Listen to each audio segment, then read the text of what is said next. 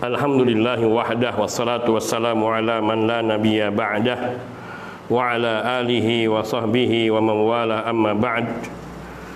Ikhwani fid din, azani Allah wa iyyakum jami'a wa rahimani wa rahimakum. Sebelum kita beranjak kepada bab berikutnya, yaitu dhammul bid'ah wal mubtadi'ah wal hawa wa ahlihi wal jidali wal mira', maka saya ingin merampungkan penjelasan Ibnu Qayyim rahimahullahu ta'ala tentang perkataan Isa bin Ahmad al-Hamadani, atau pembicaraan beliau berkenaan dengan keharusan untuk berpegang kepada kitabullah dan sunnah Rasul sallallahu alaihi wasallam. Lanjutan sedikit perkataan dari Ibnu Qayyim rahimahullah. Fadufi'na ila zamanin idza qila li ahadihim sabata 'anin nabiy sallallahu alaihi wa alihi wasallam annahu qala kadza wa kadza yaqulu man qala bihadza. Kita dufi'na, kita dimasukkan, dorong kepada satu masa, satu zaman yang bila dikatakan kepada salah seorang di antara penghuni zaman itu, yaitu orang yang hidup di zaman itu, sabata 'anin nabi sallallahu alaihi wa alihi wasallam annahu qala kadza wa kadza, telah tetap riwayat dari Nabi sallallahu alaihi wasallam, artinya telah sahih riwayat dari Nabi sallallahu alaihi wa alihi wasallam bahwasanya beliau bersabda begini dan begitu. Yaqulu, maka seseorang yang hidup di zaman itu akan berkata, man qala bihada, siapa yang berpegang dengan perkataan hadis Nabi ini? Siapa yang mau mengamalkan hadis Nabi ini? Lihat, perkataan ini dikatakan oleh Ibnu Qayyim yang hidup di abad ke-7. Apalagi di zaman kita yang sudah abad ke-15 atau 14, lebih masuki abad ke-15. Maka tidak heran bila disampaikan hadis dari Nabi sallallahu alaihi wasallam di zaman ini kemudian orang meremehkannya. Man qala bihada, siapa yang berpegang beramal dengan hadis Nabi ini? Itu di zamannya Ibnu Qayyim, di zaman di mana ulama-ulama besar masih banyak, Ibnu Katsir, Ibnu Taimiyah. Wa yaj'alu hadza daf'an fi sadril hadis. Ucapan ini dia ucapkan untuk menolak dari awal disebutkannya riwayat dari Nabi, disebutkannya hadis dari Nabi SAW. Aw yaj'alu jahlahu bil qaili bi hujjatan lahu fi mukhalafati wa tarkil amal bihi. Atau dia menjadikan jahlahu bil qail, ketidaktahuannya tentang orang yang mengatakan terhadap hadis tersebut sebagai alasan baginya untuk menyelisihi perkataan Nabi dan tidak beramal dengannya. Maknanya ketika ada seorang yang menyampaikan suatu riwayat dari Nabi SAW yang sahih, tapi dia tidak mengenal baik dengan orang ini, tidak mengenal baik orang ini, tapi bisa mengenali hadis ini adalah hadis sahih, maka dijadikan alasan tidak beramal. Siapa yang mengatakan? Siapa dia? Siapa kau?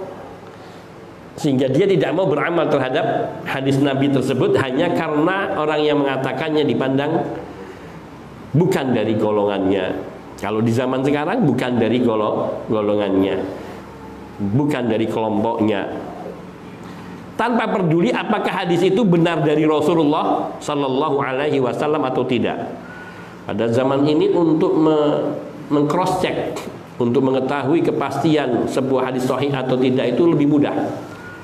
Bisa lari ke perpustakaan kalau kita ingin melihat fisiknya, dan di perpustakaan sudah ditata dengan sedemikian rupa masing-masing dari kategori hadis, kategori perawi, kategori tafsir, kategori ulama zaman ini sudah tertata dengan rapi, sehingga ada lagi katalog sudah pakai komputer untuk mencari kitab ini atau mencari hadis ini, maka bisa dibuka di kitab apa dan tempatnya di mana itu bisa.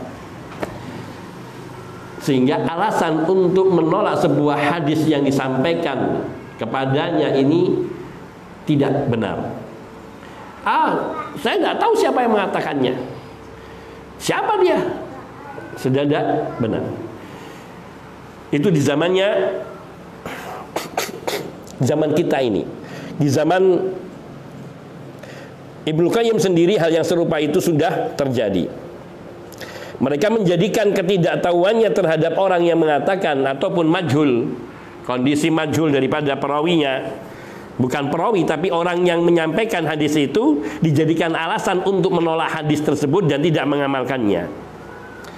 Walau nasaha nafsahu la'alima anna hadzal kalam min a'dhamil batil. Kalau seandainya mau jujur terhadap dirinya, nasaha nafsahu, mau jujur terhadap dirinya, la'alima, niscaya dia tahu, anna hadzal kalam min a'dhamil batil, bahwa apa yang dia katakan, siapa yang mengatakan ini, siapa yang beramal dengan hadis ini, siapa yang mengatakan ini termasuk a'dhamil batil, kebatilan yang paling besar, kebatilan yang paling agung.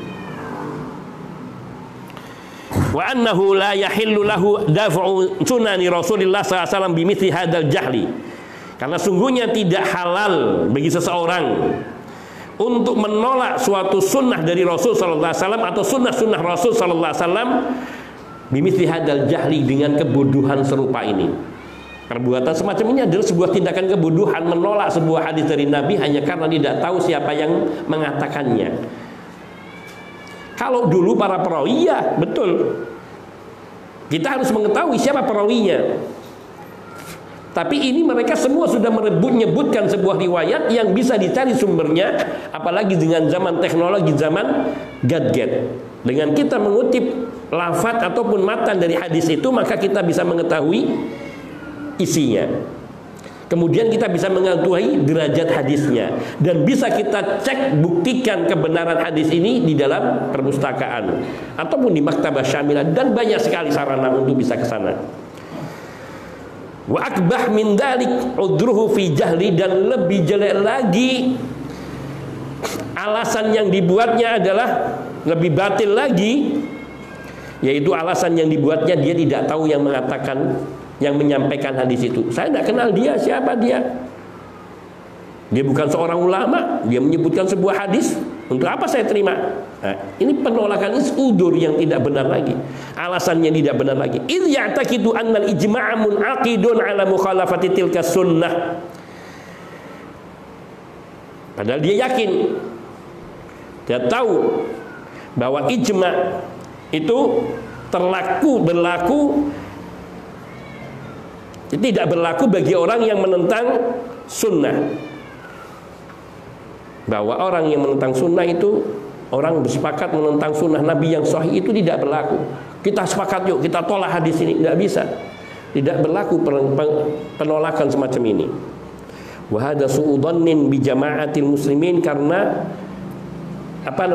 ini maksudnya adalah bahwa ijma', kesepakatan, meyakini bahwa kesepakatan para ulama tentang kesahihan sebuah hadis itu tidak bisa ditentang.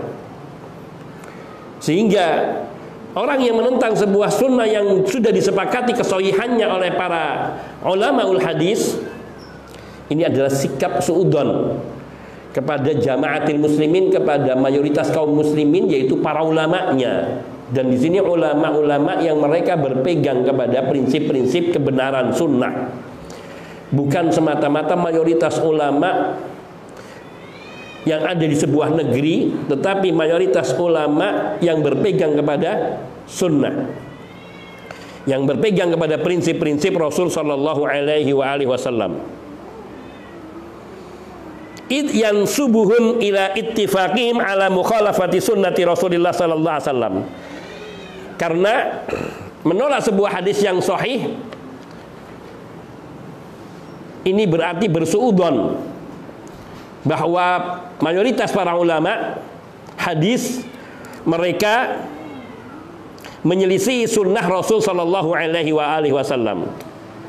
Maka kita katakan tadi bahwa ijma'nya para ulama, yaitu ulama ahlus sunnah wal jamaah, yang harus dipegangi dan bukan jamaah kelompok tertentu. Mereka menisbatkan bahwa tidak ada orang yang kenal fulan, bahwa ada kesepakatan penolakan terhadap hadis ini dari kalangan satu kelompok, maka ini berarti bersikap suudzon terhadap kelompok kaum muslimin, mayoritas kaum muslimin, ketika menisbatkan mereka bahwa mereka bersepakat untuk menyelisih sunnah Rasul sallallahu alaihi wasallam. Wa akbah min dzalika, dan lebih jelek lagi dari sikap yang demikian itu, udru fi da'wa hadzal ijma', yaitu dengan alasan pengakuan bahwa ada ijma' yang mengingkari hadis ini. Padahal itu adalah wa huwa jahluhu wa adamu ilmi biman qala bil hadis. Ini padahal karena kebodohannya dan ketidaktahuannya terhadap orang yang menyampaikan hadis, bukan ijma'nya para ulama. Fa'adal amru ila takdimi jahlihi ala sunnah, sehingga perkara ini sebabnya adalah ia mendahulukan ketidaktahuannya terhadap sunnah daripada ingin mencari kebenarannya, daripada dia mengetahui sunnah. Artinya dia sungguhnya tidak tahu tentang sunnah, tidak tahu tentang hadis yang sahih bagaimana, atau ulama-ulama telah mensahihkan hadis ini tidak tahu, dan dia tidak mau mencari tahu. Maka mereka yang hanya mengatakan hadis ini tidak dikenal, siapa yang menyampaikan hadis ini, siapa yang mengatakan hadis ini, adalah perkataan-perkataan yang sungguhnya batil dan sangat jelek.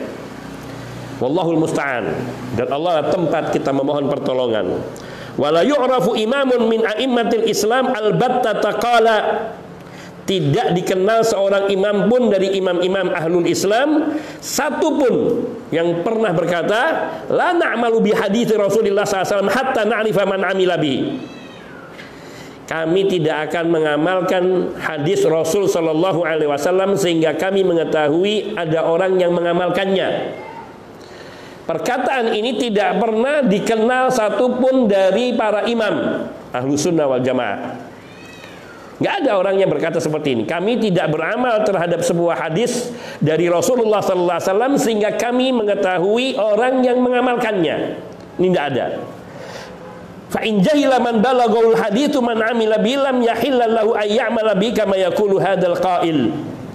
Apabila orang yang telah sampai kepadanya hadis tersebut, idza balaghul haditsu man amila bi, yakni telah sampai kepadanya hadis tentang diri orang yang telah mengamalkannya, dan dia tidak tahu bahwa hadis ini telah sampai kepada orang yang telah beramal dengan hadis ini. Maka ketidaktahuannya semata tidaklah membenarkannya untuk tidak beramal terhadap hadis tersebut.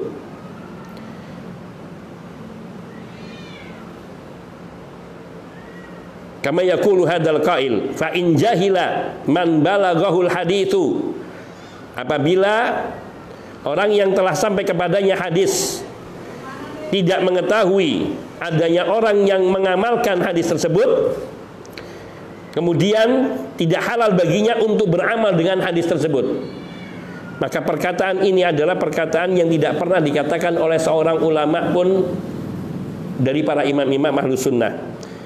Kama yaqulu hadzal qail, sebagaimana yang dikatakan oleh orang yang mengatakan di atas tadi. Disebutkan oleh Imam Ibnu Qayyim di dalam kitab beliau A'lamul Muwaqqi'in.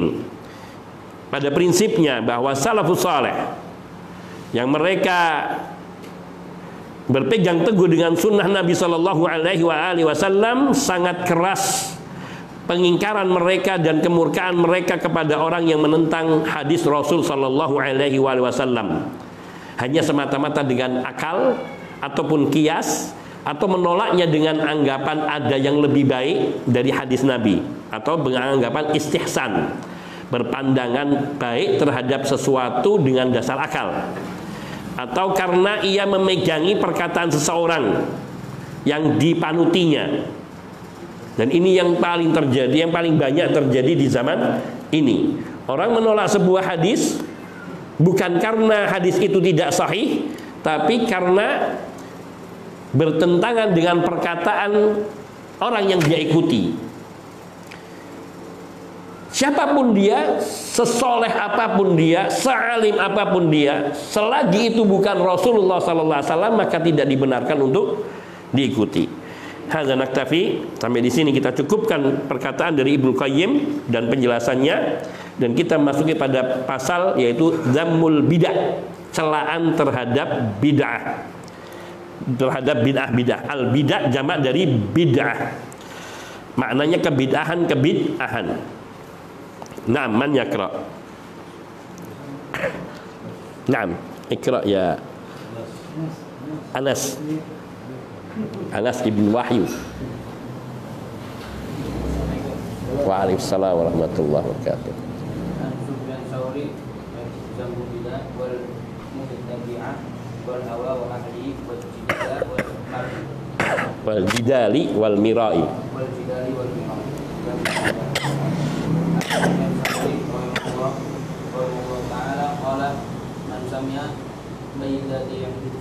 Bid'atin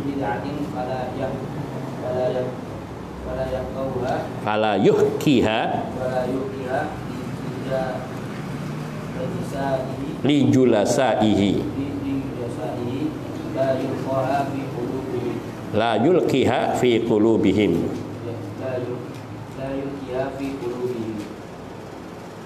qala az-zahabi aksaru amyatin a'immatis salafi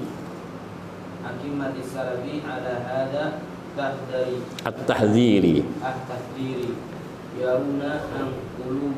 yarawna annal quluba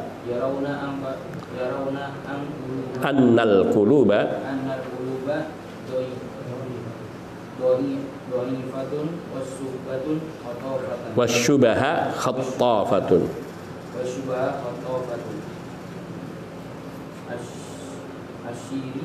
asyar tahdibuhu.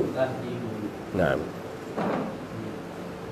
Qala Sufyan rahimahullah taala aidan al bid'atu uhibbu ila ahabbu ila iblisi min mu'siyati ila iblisa minal ma'siyati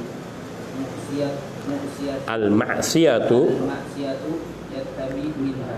yutabu minha wal bid'atu la yutabu minha. Naam, tarjim.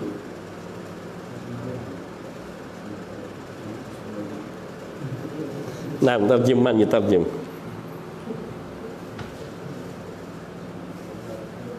Dari Sufyan Tsauri rahimahullah taala qala berkata,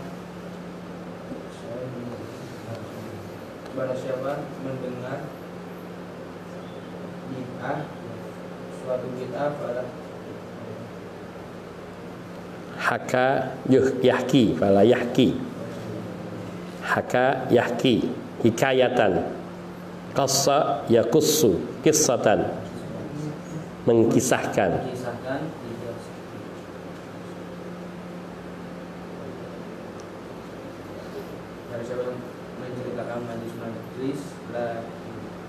Maka jangan menceritakan kebid'ahan itu kepada orang-orang yang duduk bersamanya.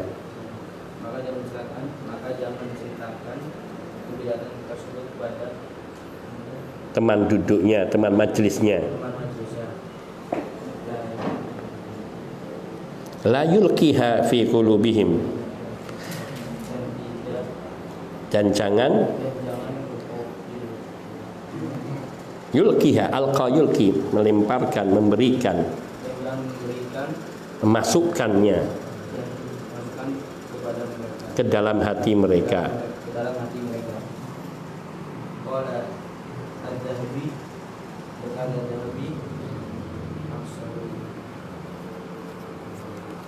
Aksar mayoritas imam-imam salaf di atas memperingatkan hal ini. Aktsaru a'immatis salafi ala hadha tahdhiri, mayoritas imam salaf ala hadha tahdhir, memberikan peringatan yang serupa ini. Artinya mereka semuanya memperingatkan hal ini. Ala hadha tahdhir Mereka berpegang pada peringatan ini. Yarawna,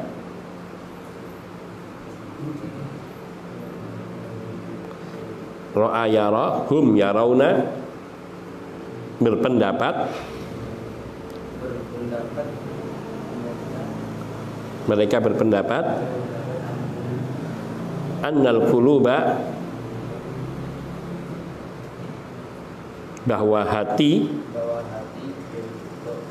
dha'ifatun, hati itu dha'ifah. Naam. Wasyubaha, syubahat jamah min syubhah, dan syubhat-syubhat itu khattafah. Khattafah dari khatafa yakhtifu, khatfatan, khatfan wa khatfatan, ay khattafah allati takhtif, yang menyambar. Jadi syubhat itu diperumpamakan seperti burung elang atau burung garuda yang suka menyambar mangsanya. Nah, al-qulub, hati manusia itu diibaratkan seperti burung-burung kecil yang menjadi mangsa bagi burung-burung elang. Qarinahnya adalah khattafah, karena khattafah menyambar ini adalah ciri daripada burung-burung elang. Ini namanya isti'arah. Jumlah isti'arah. Majaz termasuk ke dalam makna majaz. Majaz lughawi dan majaz lughawi. Naam. Ada yang meneruskan terjemahnya? Sufyan rahimahullah kata Sufyan rahimahullah, al-bid'atu habbu ila iblisa min al-maksiyah. Kebid'ahan lebih dicintai oleh iblis daripada kemaksiatan. Al-maksiyah itu kita karena bermaksiat bisa bertobat darinya. Yutabu minha, diharapkan taubatnya. Diharapkan taubat darinya. Dan bid'ah tidak diharapkan taubat darinya. Naam. Baca selanjutnya. Wa an Mutarrif bin Abdullah rahimahullah qala bi anna Di ayyas alani, rabbi azza wa jalla yawm al-qiyamah wa yaqul ya Mutarrif ala fa'alta ahabba ilayya min an yaqula lima fa'alta.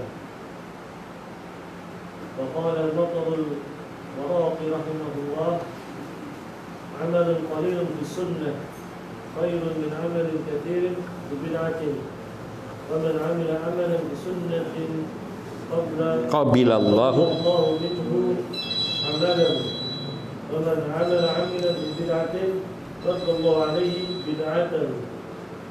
Dari Mutarrif bin Abdullah rahimahullah qala bi ayyas alni rabbi, Rabbu akan bertanya kepadaku pada hari kiamat.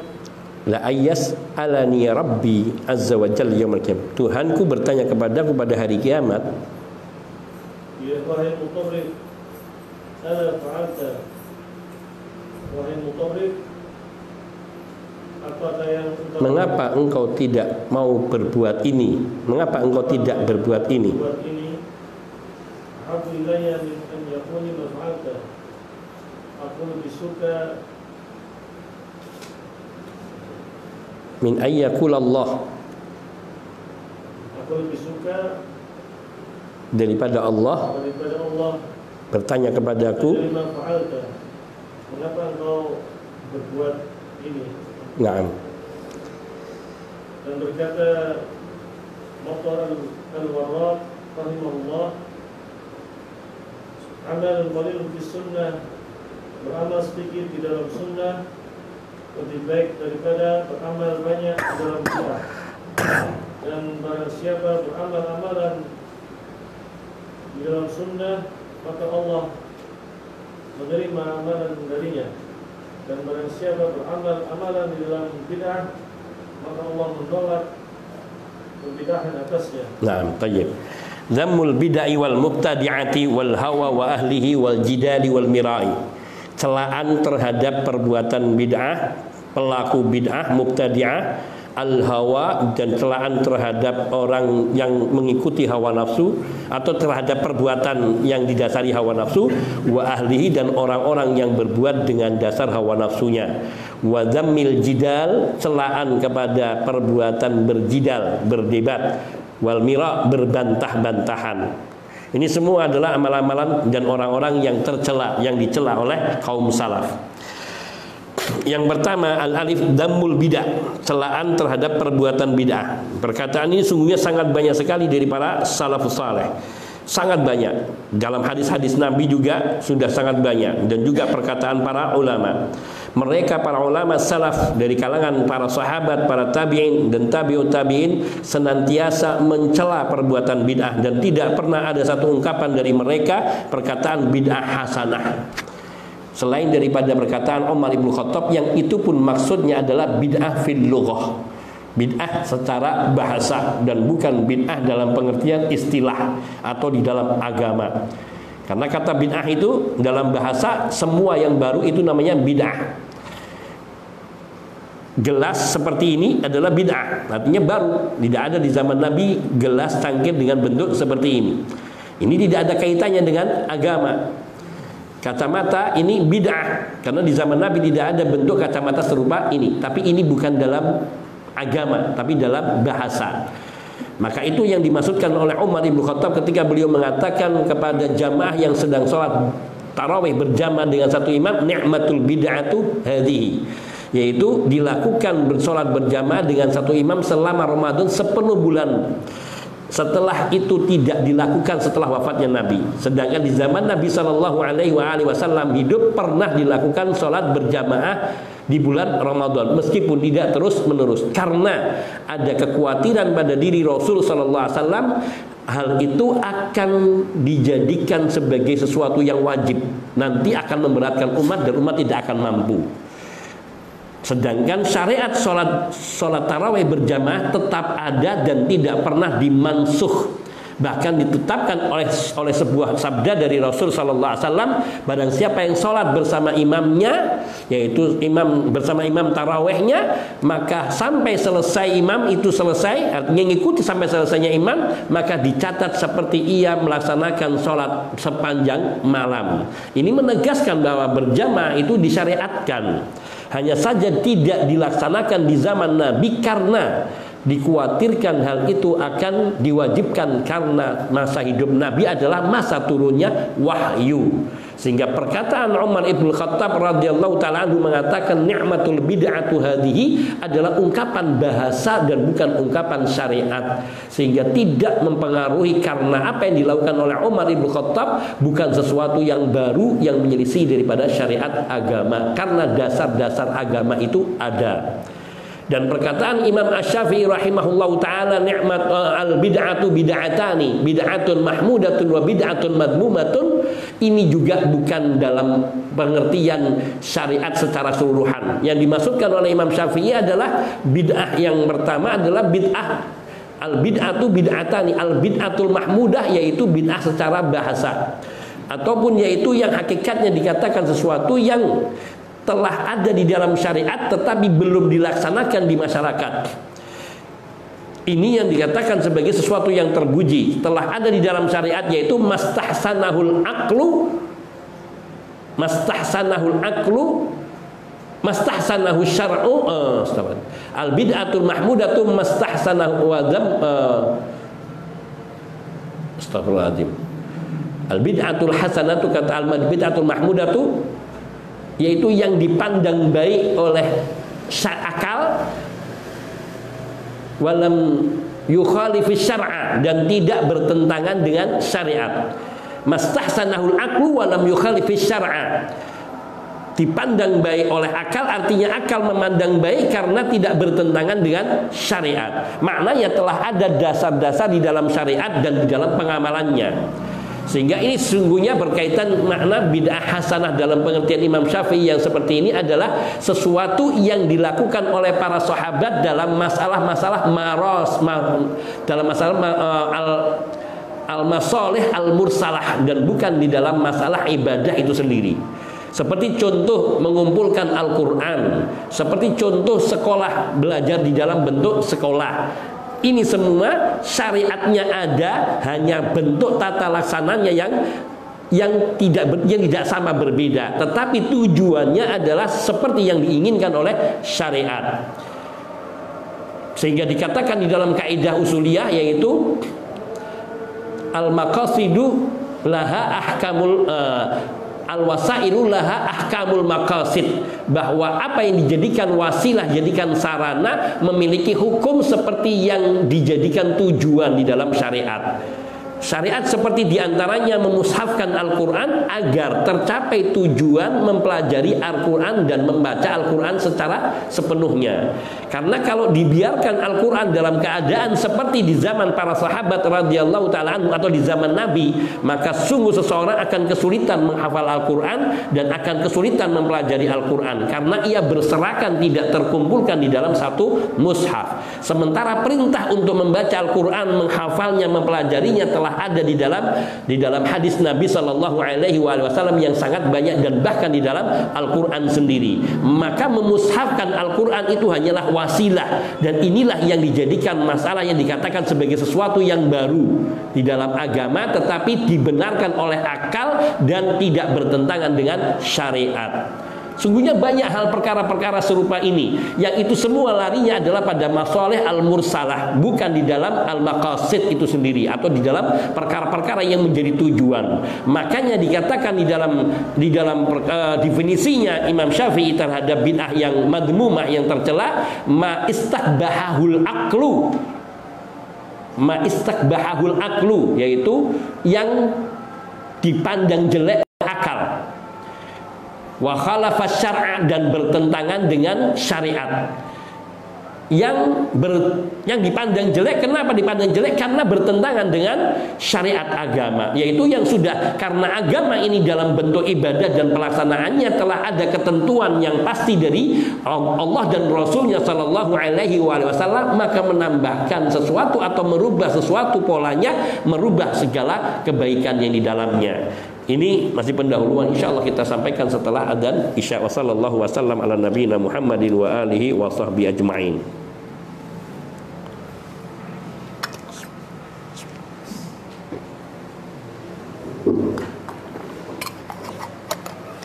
Allahu akbar, Allahu akbar, Allahu akbar, Allahu akbar. Asyhadu an la ilaha illallah, asyhadu an la ilaha illallah, Asyhadu an la ilaha illallah, asyhadu anna Muhammadan Rasulullah, asyhadu anna Muhammadan Rasulullah. Hayya 'alas shalah, hayya 'alas shalah, hayya 'alal falah, hayya 'alal falah. Allahu akbar, Allahu akbar. La ilaha illallah. la ilaha illallah Muhammadur Rasulullah. Sallallahu alaihi wasallam. Ya wa ta'ala kalimati Muhammadin wa sallallahu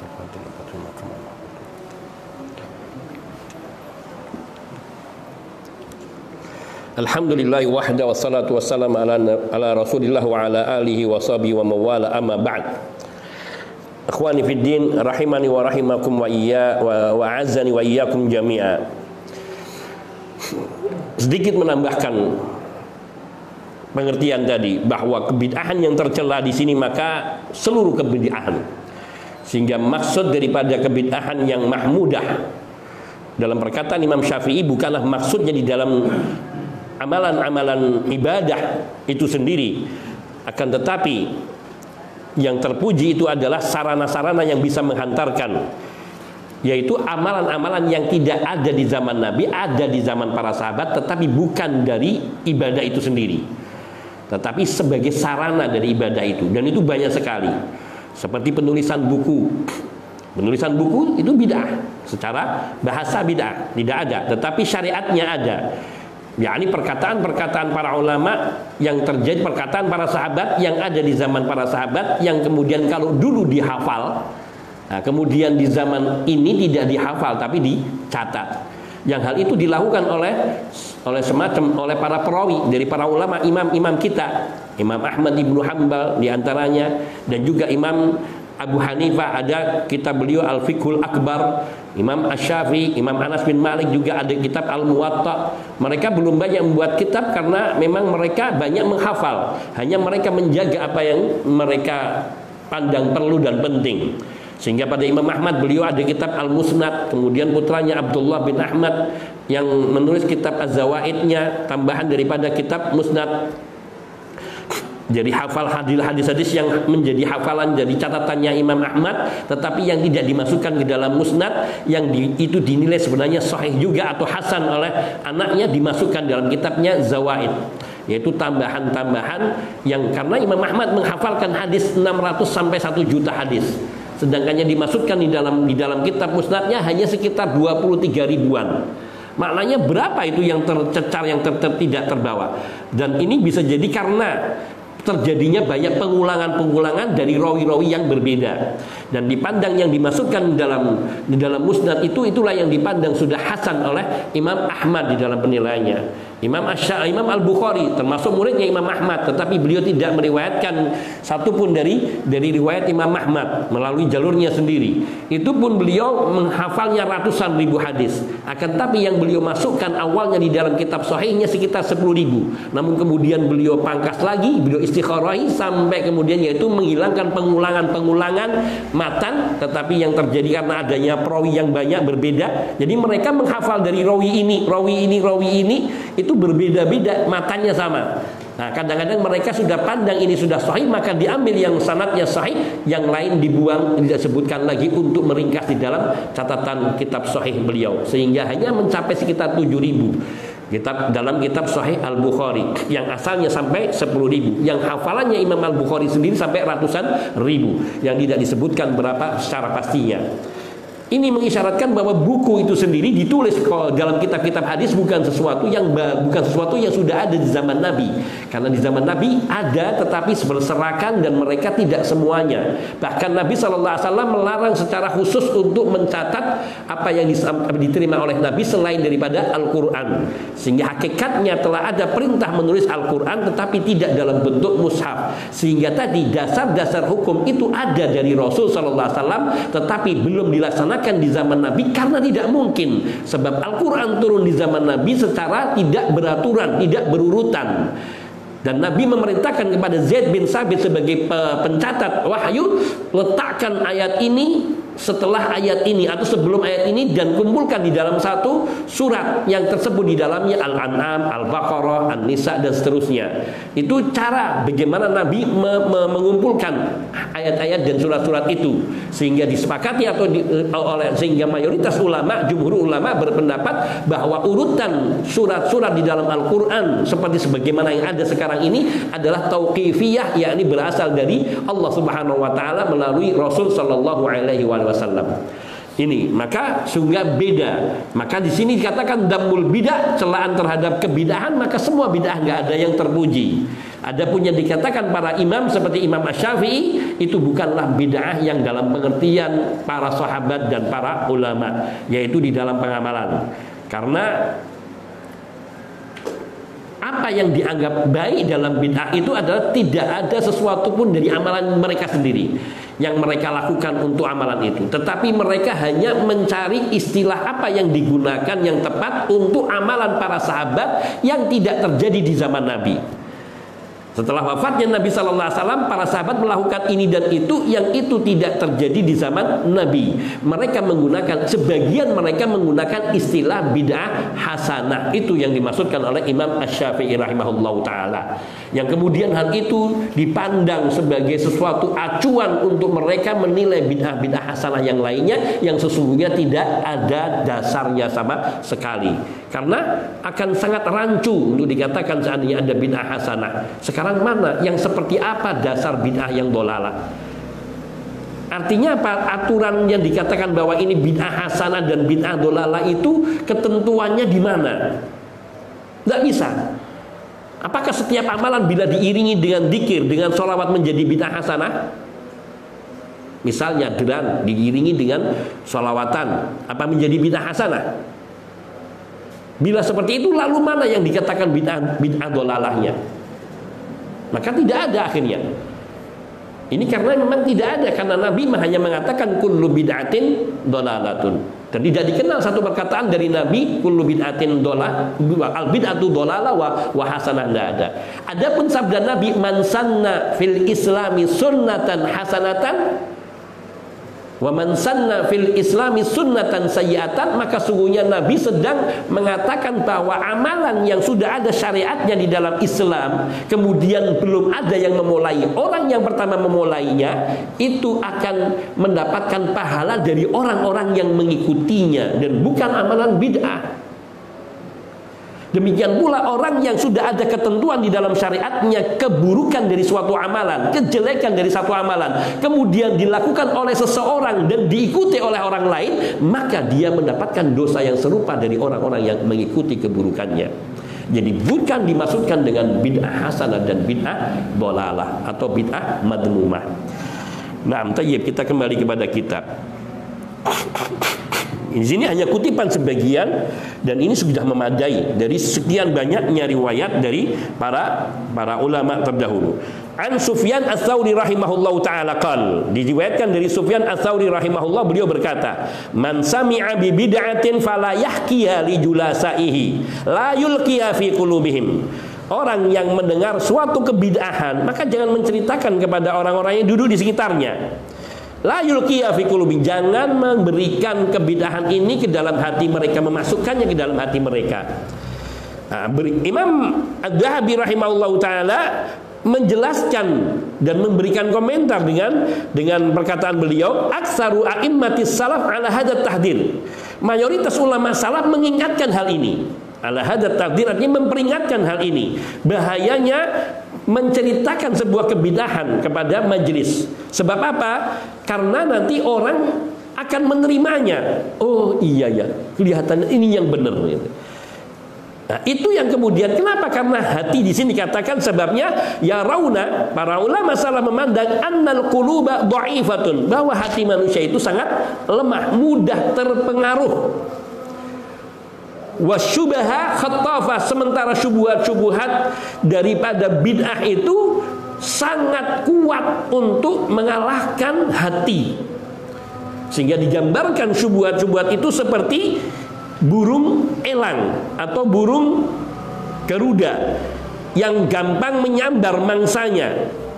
Sementara mangsanya binatang-binatang kecil, yang menjadi mangsanya itu adalah hati manusia. Sehingga banyak diriwayatkan seperti Imam At-Tawus itu kalau duduk di dalam masjid, kemudian ada ahlu bid'ah yang tidak jauh darinya berbicara, maka beliau memerintahkan anaknya, putranya dan dirinya untuk menutupi, sambil bertanya kepada anaknya, wahai anakku, masihkah terdengar ucapan dia berbicara? Masih ya wahai ayahku. Terus ditutup, tutup anakmu, tutup telingamu, jangan kau biarkan telingamu mendengar ucapannya. Sampai beliau juga mengatakan, sungguh aku melihatmu keluar dari rumah seorang pelacur, lebih aku suka daripada engkau keluar dari rumah seorang ahlu bid'ah.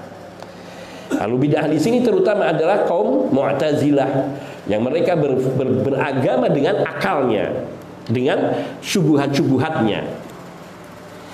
Nah, maka dikatakan di sini wasyubaha khattafah, sungguh syubhat-syubhat yang dilontarkan oleh ahlu bid'ah itu gampang menyambar. Sehingga kita kalau ngaji, semua ustadz yang mengisi ceramah kita dengarkan semua tanpa memilah-milah, pusing kepala, hatinya juga bimbang, sing bener sing ndi, yang ini apa yang sana, yang itu apa sini. Apalagi kita belum tahu prinsip-prinsip di dalam Ahlus Sunnah wal Jamaah, ciri-ciri daripada Ahlus Sunnah wal Jamaah. Ketika kita tidak memahami dengan erat, kita akan membenarkan, "Mbok jangan kamu suka nyalahin fulan, itu dia baik." Nah, padahal ketika seseorang mengingatkan, bukan menyalahkan, mengingatkan dan menunjukkan letak kekeliruan di dalam akidah ataupun manhajnya, itu bertujuan untuk menyelamatkan umat jangan sampai menyimpang daripada tuntunan Rasul sallallahu alaihi wasallam dan para sahabat. Tapi seringkali orang yang mengingatkan akan dituduh telah gampang menyalahkan. Nah, di sini kenapa? Karena hati itu lemah. Maka jangan kita biarkan hati kita ini menerima, seperti ada istilah orang sekarang. Jangan hati kita ini seperti tong sampah. Apa tong sampah? Ya nerima apa saja, ditampung semuanya. Ya, maka jangan, artinya apa? Kita harus selektif. Selektif di sini melihatnya dari ciri-ciri, dari kaidah-kaidah khasais, memayyizat ahli sunnah wal jamaah yang diterangkan oleh para ulama. Sehingga itu wajib kita ketahui dan prinsip ini harus kita pahami, yaitu berpegang kepada kitabullah dan sunnah Rasul sallallahu alaihi wasallam dan memahami keduanya dengan pemahaman para sahabat radhiyallahu taala anhum. Artinya memahami Al-Qur'an dan sunnah seperti para sahabat memahami Al-Qur'an was sunnah. Dan ada belasan lainnya, bahkan puluhan lainnya ciri-ciri yang lainnya. Tapi yang pokok, yang prinsip adalah tiga hal ini. Sehingga perlu diketahui bahwa mereka tidak mengambil satu ayat dan menolak ayat yang lainnya, tidak menelurkan sebuah kesimpulan hukum sebelum mengetahui semua dalilnya, dan mereka tidak mengatakan sesuatu kecuali yang memang sudah diyakini ilmunya dan sebagainya. Banyak sekali. Kemudian Imam Sufyan Ats-Tsauri rahimahullahu taala juga beliau mengatakan, al bid'atu ahabbu ila iblisa minal ma'siyah. Al ma'siyatu yutabu minha wal bid'atu la yutabu minha. Bid'ah itu lebih dicintai, lebih disukai oleh iblis daripada perbuatan maksiat. Jadi kalau ada orang berbuat maksiat, buat iblis itu bukan prestasi biasa. Kenapa? Karena dia suatu waktu bisa bertaubat. Tapi kalau ada orang yang berbuat bid'ah, senengnya luar biasa iblis. Kenapa? Karena dia menganggap sedang beribadah. Kalau orang berbuat maksiat, dia menyadari bahwa ini maksiat, ini dosa, saya tercela. Tapi ada keinginan dalam hatinya meskipun kadang tidak tercapai, karena belum sempat taubat, sudah mati gitu. Apa? Kadang dia ada keinginan hatinya untuk bertaubat. Satu, saya ingin taubat, saya ingin keluar. Dan kadang seseorang ketika melakukan kemaksiatan, dia sadar, langsung istighfar, langsung bertaubat. Tapi coba kalau orang melakukan kebid'ahan, dia meyakininya sebagai sebuah ibadah. Tidak saja dia semakin getol melakukan kebid'ahan, bahkan dia akan mengajak anaknya dan mengajak orang-orang untuk melakukannya. Kenapa? Karena ia meyakininya sebagai sebuah ibadah. Maka disinilah letak kenapa iblis lebih suka kepada kebid'ahan. Dan ini yang mengatakan siapa? Imam Sufyan Ats-Tsauri rahimahullahu taala, ulama-ulama salaf semua. Dan perkataan ini bukan dari beliau saja. Banyak sekali perkataan dari ulama salaf yang mengatakan serupa ini. Termasuk Imam As-Suyuti rahimahullahu taala, seorang ulama di kalangan mazhab Syafi'i, di dalam kitab beliau Al-Amru bil Ittiba' wan Nahyu 'anil Ibtida', beliau juga menyebutkan, mengutip dari perkataan ulama salaf tentang yakni bahwa iblis lebih suka kepada orang yang berbuat bid'ah daripada orang yang berbuat maksiat. Alasannya apa? Di sini dikatakan al-maksiyatu yutabu minha. Orang berbuat maksiat itu kadang masih bisa diharapkan ia akan diterima taubatnya. Artinya dia masih ada kemungkinan bertaubat kepada Allah. Seperti wanita yang pelacur, ia bertobat kepada Allah setelah Allah berinya taufik kepadanya dengan sebab memberi minum kepada seekor anjing. Ini ada harapan besar. Tapi wal bid'atu la yutabu minha. Tapi bid'ah jarang ada harapan ia bertaubat. Kecil, kecuali orang yang memiliki hati ketika dia melakukan kebid'ahan karena tidak tahu. Tapi orang yang melakukan kebid'ahan dengan meyakini dengan berasumsi bahwa ini benar, dasarnya adalah hadis ini, ayat ini, tapi tidak sebagaimana yang sebenarnya yang dimaksudkan oleh Allah dan Rasulnya sallallahu alaihi wasallam, maka dia tidak akan berpindah dari kebidahannya. Wal'iyadzubillah. Maka jeleknya seperti itu dan bahayanya seperti itu. Manusia hanya akan tahu kesalahannya ketika dia melihat hukuman, ketika dia melihat hisab di yaumul qiyamah. Apa arti penyesalan di yaumul qiyamah? Mengapa tidak kita cukupkan dengan mengikuti apa yang sudah termaktub dan diamalkan oleh para sahabat radhiyallahu taala anhum dari amalan yang diajarkan oleh Rasulullah sallallahu alaihi wasallam. Wa an Mutarrif bin Abdullah rahimahullahu taala qal. Mutarrif bin Abdullah beliau rahimahullah berkata pula, la ayyas'alani rabbi azza wa jalla yaumal qiyamah fayaqul ya Mutarrif ala fa'alta ahabbu ilayya min an yaqula lima fa'alta. Lihat kalimat ini. Seandainya Allah subhanahu wa ta'ala nanti di hari kiamat bertanya kepadaku, wahai Mutarrif, mengapa engkau tidak mengerjakan ini? Kenapa engkau tidak mengerjakan ini? Itu lebih aku suka pertanyaan ini dibandingkan kalau Allah nanti bertanya kepadaku, mengapa engkau mengerjakan ini? Paham maksudnya? Saya jelaskan sedikit. Ketika kita ditanya oleh Allah, mengapa engkau tidak mengerjakan ini? Artinya kita meninggalkan satu perintah yang ada syariatnya. Tapi ketika kita ditanya mengapa engkau mengerjakan ini, menunjukkan kita melakukan sesuatu yang tidak disyariatkan. Yang dimaksudkan di dalamnya adalah kebid'ahan. Maka sampai Mutarrif mengatakan, lebih aku suka ditanyai mengapa engkau tidak melakukan ini, meskipun itu jelek, tapi ini untuk menggambarkan jeleknya kebid'ahan, daripada ketika nanti Allah tanya mengapa engkau mengerjakan ini, kenapa kau baca ini, kenapa kau lakukan ini, yang maknanya tidak ada tuntunannya, kenapa kau kerjakan? Na'udzubillah. Atau juga termasuk yang dilarang oleh syariat, yaitu termasuk perbuatan-perbuatan maksiat lainnya. Tetapi yang dimaksudkan oleh beliau di sini intinya adalah pada kebid'ahannya. Wa qala Matarul Warraq rahimahullahu taala, beliau Al-Warraq rahimahullah juga mengatakan, amalun qalilun fi sunnatin khairun min amalin katsirin fi bid'atin.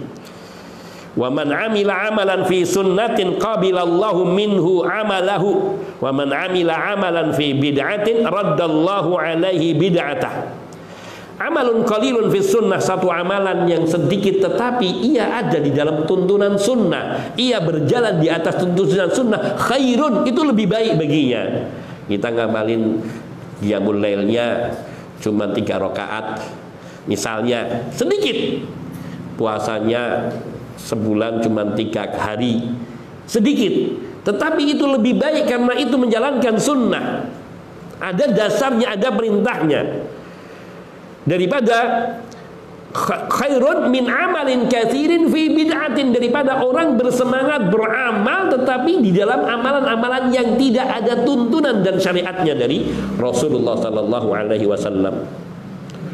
Berpuasa sepanjang tahun sampai di wisol misalnya, 3 hari wisol puasa nanti, atau amalan-amalan lain yang tidak ada tuntunannya, yang tidak ada dasarnya yang kuat, yang sahih,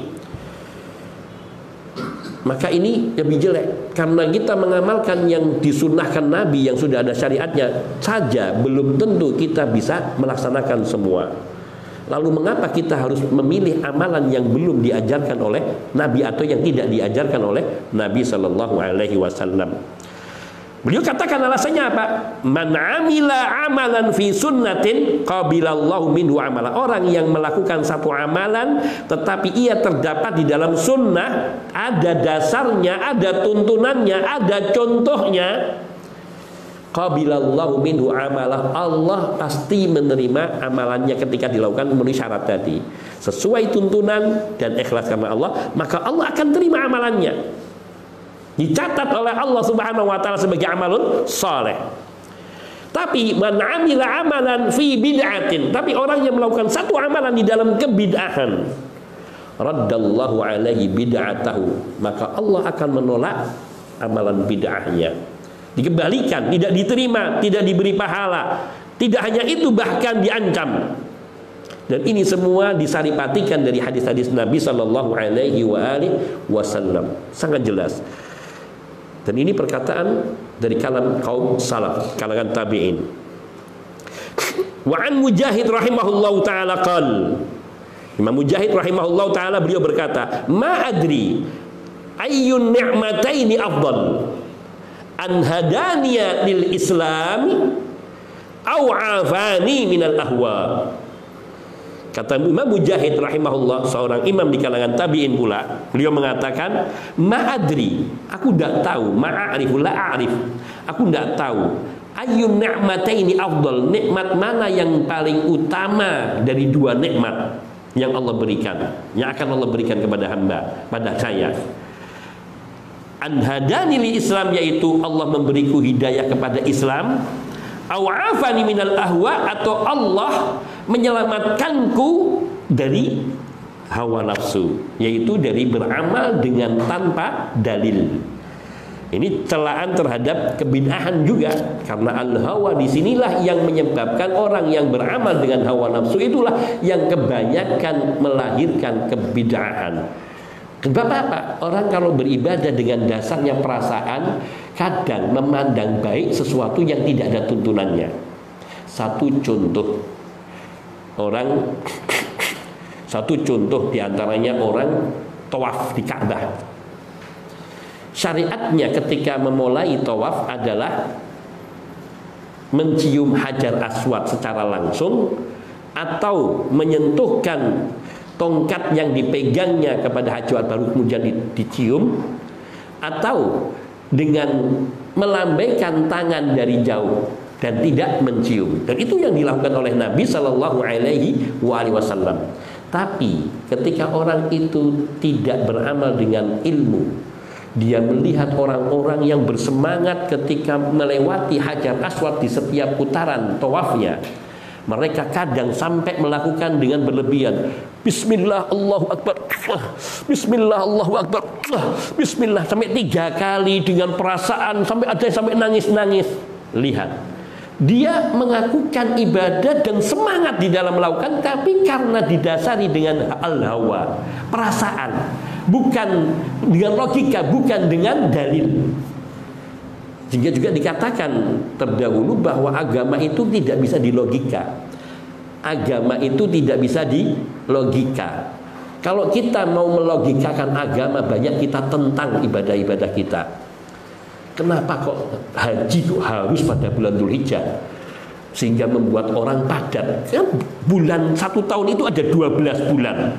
Kan mestinya itu kalau seandainya bisa dibagi bulan ini, pelaksanaan ibadah haji nggak akan padat. Iya enggak? Kalau dasarnya logika. Tapi agama itu bukan logika, tapi syariat. Itu sebuah contoh. Dan banyak lagi contoh-contoh lain. Dalam masalah apa saja. Itu misalnya Arafah. Kenapa harus Arafah? Wukufnya harus di Arafah. Dan kenapa harus tanggal 9 Dzulhijjah? Kenapa tidak kita bagi tadi ada di bulan 3 bulan, pokoknya asyarul bulan-bulan haji itu ada berapa hari, berapa bulan? Syawal, Dzulqa'dah, dan Dzulhijjah sampai tanggal 9. Mengapa tidak dimulai hajinya pelaksanaannya dari bulan Syawal? Kan masih bulan haji. Lihat, pakai dalil. Ini bulan-bulan haji. Dan banyak, kenapa? Itu syubhat-syubhat yang dilontarkan oleh hawa. Maka orang yang beragama dengan hawa nafsu, dengan pikiran, dengan logika, akan banyak menyelisihi syariat. Karena syariat itu tidak, karena beragama itu tidak mengikuti akal. Secara akal yang harus tunduk terhadap syariat. Contoh lagi, kenapa sholat kita kok seperti ini? Allahu Akbar dengan mengangkat tangan, meletakkan di dada. Apa faedahnya kemudian harus rukuk? Yang orang kafir mengatakan kita jengking gitu. Iya kan?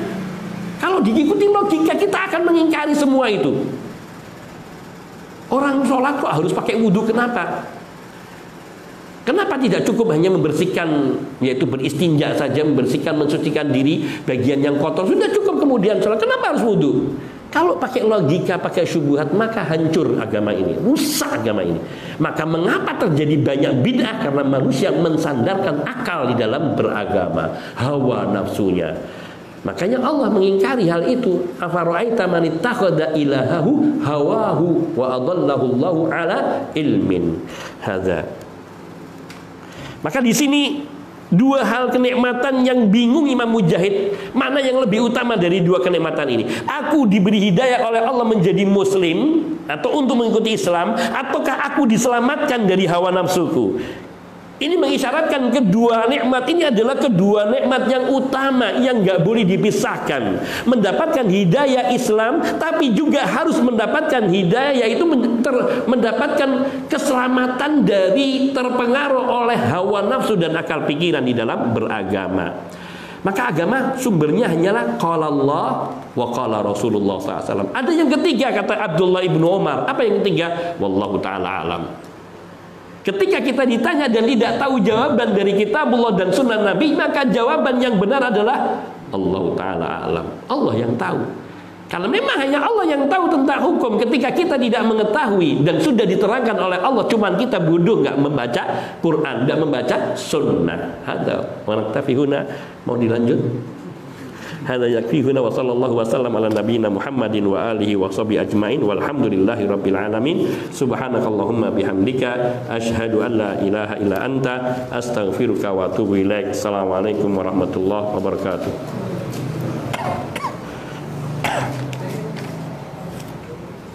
Kalau etapa yang berasa yang ayat tujuhnya oleh ya, termasuk